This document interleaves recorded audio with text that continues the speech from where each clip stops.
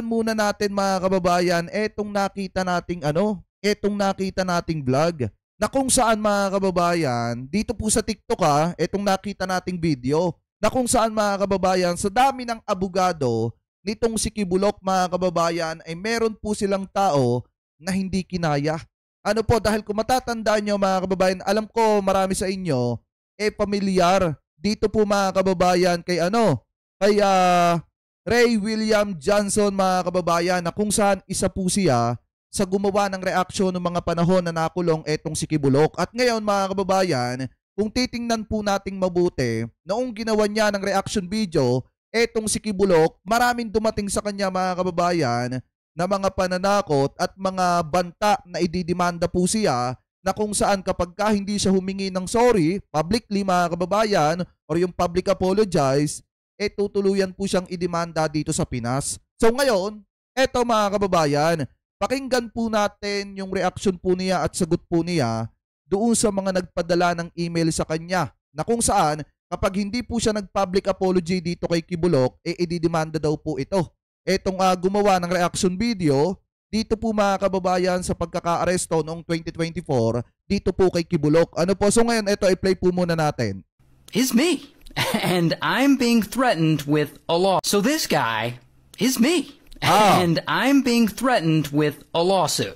Let me explain. A few months ago, I told a story about this turd, Apollo Poolboy, or whatever the hell his name is. In case you forgot, he's the guy from the Philippines who claims that he's the son of God. And he started his own church, and he got really rich off of it, and apparently he started sexually abusing his followers. Then he became wanted in 2 different countries, and then, bam, he gets arrested. Here's his mugshot, and now the man who claims to be the son of God is sitting in jail in the Philippines. So if you... Hindi, totoo naman nga mga kababayan, yung sinasabi niya dito, nung una kasi kiniklaim ni Kibulok na siya po mga kababayan ay anak ng Diyos, son of God, ika nga mga kababayan.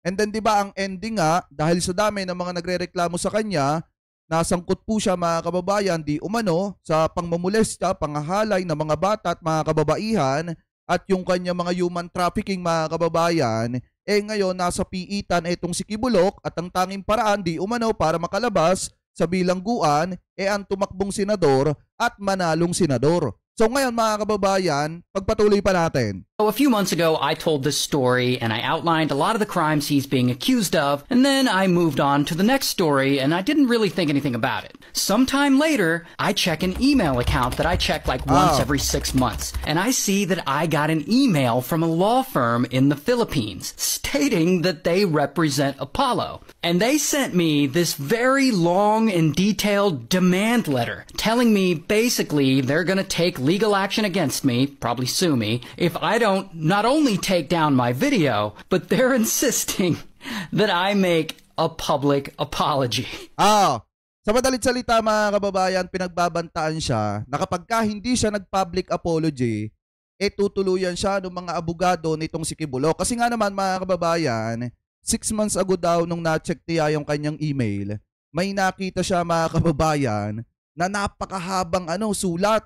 And then mga kababayan, yun pala ay galing sa mga abogado nitong si Kibulok, na kung saan sinasabi po na kapag hindi siya nag-public apology ay ididemanda siya dito sa Pilipinas noong mga abogado nitong si Kibulok. Ano po? So ngayon, pagpatuloy pa natin kung ano yung sagot niya. Now, I haven't replied to this email, so consider this video my official response to Apollo's legal threat. Dear Mr. Apollo, first of all, fuck you. Second of all, I understand you threatening people probably works well for you most of the time. I mean, you're a powerful man. You have a lot of influence in some circles. Ngayon mga kababayan, napakinggan niyo ba yung sagot niya? First of all daw, Kibulok, PI ka daw. Hindi mga kababayan, hindi sa atin galing yon. Mismong dito yung galing sa taong tinakot po nila. Alam niyo kung tutusin mga kababayan, etong si Ray William Johnson ginawan niya po ng story etong si Kibulok mga kababayan, pamula do sa pagiging pagtatalaga niya sa kanyang sarili bilang son of God mga kababayan, hanggang sa point na umabot na dun sa pagkaka-aresto po niya, hanggang sa nakulong etong si Kibulok. At dahil po dyan mga kababayan, nakuha niya yung pansin noong kampo nitong si Kibulok at ngayon nagdemand yung mga abogado nitong si Kibulok, mga kababayan, na kung hindi siya magpa-public apology, ididemanda siya. Ngayon, ang sagot niya, mga kababayan, first of all daw, PI daw etong si Kibulok, mga kababayan. Sa madalit salita, minura niya etong si Kibulok. Anyway, pagpatuloy pa natin. I get it. I also understand that you and your church are very wealthy. Like you own your own broadcasting network, you own a private jet, a personal helicopter. You own a church compound with an arena that's so massive it seats 75,000 people. Which means when it's done being built, you will own the largest indoor arena in the world. You have an estimated net worth of $100 million. I get it. We all get it. You've gotten very, very rich off of your religion. Here's the thing, though. Your wealth doesn't scare me. Just because you have money doesn't make you untouchable. See, where I'm from, we're very... Totoo yun, mga kababayan. Totoo yung sinabi niya.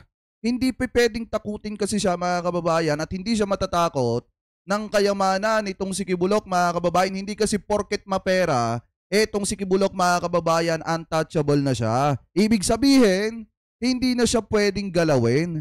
Ano po, dahil sa mapera siya at marami siyang koneksyon at kahit sino, pwede niyang takot-takutin, mga kababayan, na kapag ka merong nagbigay ng komento sa kanya, mapadayuhan man, mga kababayan, or Pilipino, basta mapera siya, makoneksyon, akala niya siguro or ng kampo niya, matatakot na po nila lahat ng tao dito po sa ating bansa, especially at doon po sa ibang bansa. Ano po, so ngayon ipagpatuloy pa natin.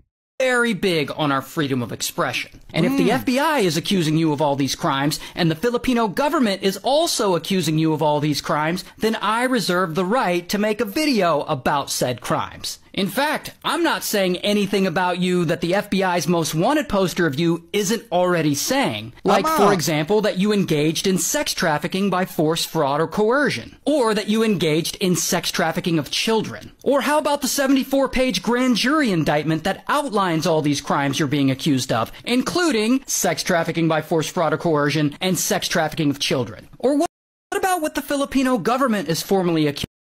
So this guy...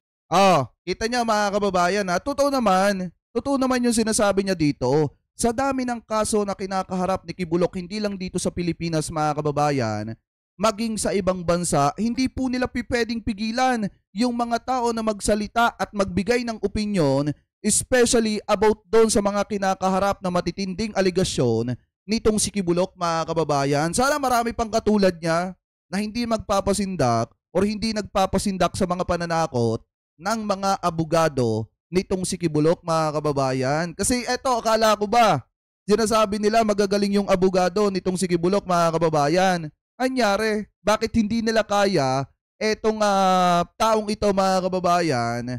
Ba't hindi nila kayang takot-takutin or hindi nila matakot-takot? Kasi nga naman, mga kababayan, hindi porket mapera, etong si Kibulok, akala niya, kaya na po niya lahat. Akala nila, untouchable na etong si Kibulok. So, ito yung isang patunay, mga kababayan, na kahit yung mga dayuhan, kitang-kita na yung mga ginagawang hindi maganda nitong si Kibulok, mga kababayan. At kahit sa mga dayuhan, maging sa ibang bansa, mga kababayan, kalat na yung di umano pambabastos, pangmumolestya, yung mga human trafficking na inaaligasyon laban po dito kay Pastor Apollo C. Kibulok. Ano po? So ngayon, mga kababayan, maliwanag naman na hindi nila natakot etong taong ito bagkos minura pa etong si Kibulok, mga kababayan.